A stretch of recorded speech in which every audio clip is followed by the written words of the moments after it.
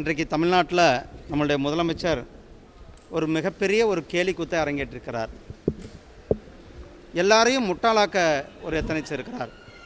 SC ST மாணவர்கள் படிக்கின்ற விடுதியை சமூக நீதி விடுதி என்று பெயர் வச்சிருக்கிறார்.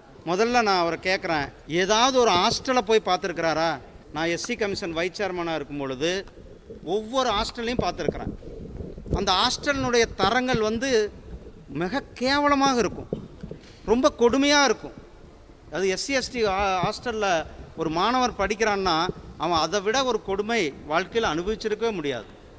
அந்த அளவுக்கு கொடுமை இருக்கிற ஹாஸ்டல்களில் சும்மா பேரை மட்டும் மாற்றிட்டா ஆகுமா? நான் கேட்குறேன், முதலமைச்சராகட்டும் அல்லது துணை முதலமைச்சராகட்டும், ஏதாவது ஒரு ஹாஸ்டல், இத்தனை மாவட்டத்துக்கு போகிறாருல்ல, ஒவ்வொரு ஊருக்கும் போகிறாங்கல்ல, அந்த ஹாஸ்டலை போய் பார்த்துருக்குறாங்களா? சும்மா பேர் மாற்றுறதுனால ஒன்றுமே நடக்காது. நான் சொல்கிறேன், மத்திய பிரதேசத்தில் போய் எஸ்சி எஸ்டி ஹாஸ்டலில் போய் பார்த்துட்டு வாங்க. பிஜேபி ஆட்சி செய்கிற மாநிலம் போய் உங்களுக்கு பார்த்து கற்றுக்கிட்டு வாங்க, அங்கே எவ்வளோ சிறப்பான வசதியை செய்து கொடுத்துருக்குறோன்னு. பக்கத்தில் போய் கர்நாடகாவில் பார்த்துட்டு வாங்க, பாரதிய ஜனதா கட்சி ஆட்சி செய்த மாநிலம், அங்கே எவ்வளோ சிறப்பான ஹாஸ்டல்கள் இருக்கிறது என்பதை. தெலுங்கானாவில் போய் பார்த்துட்டு வாங்க, எவ்வளோ சிறப்பான ஹாஸ்டல்ஸ்கள் இருக்குன்னு. ஆனால் இங்கே தமிழ்நாட்டில் எந்த அடிப்படை வசதியும் கிடையாது. அங்கே மாணவர்கள்லாம் சொரிசரங்கு இருக்கும். அவ்வளோ ஒரு சுத்தம் இல்லாத ஒரு ஹாஸ்டல்ஸ், உணவு சுத்தம் இருக்காது. எந்த சுத்தமும் இல்லாத ஹாஸ்டல்களை தமிழ்நாடு முழுவதும் இதுதான் நிலை.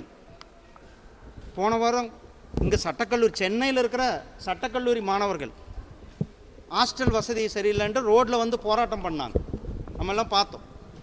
இங்கே சென்னையில் இருக்கிற சட்டக்கல்லூரி ஹாஸ்டலினுடைய விடுதியினுடைய நிலையே இப்படி இருக்கும் பொழுது, நீங்கள் கோயம்புத்தூரில் இருக்கிற, அது அட்டப்பாடி கோயம்புத்தூரில் இருக்கிற ஆனைக்கட்டி பக்கத்தில் இருக்கிற ஒரு எஸ்டி ஹாஸ்டலினுடைய நிலைமை நினச்சி பாருங்கள்.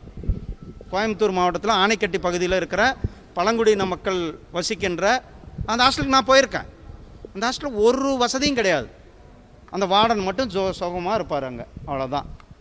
இப்படிப்பட்ட ஹாஸ்டலில் வச்சுக்கிட்டு இது சமூக நீதி ஹாஸ்டல்னு ஒரு இந்த போலி திராவிட மாடல் ஆட்சி, இந்த ஆட்சி பேர் மாற்றுறதில்ல மட்டும் ஒன்றும் நடக்க போகிறதில்ல.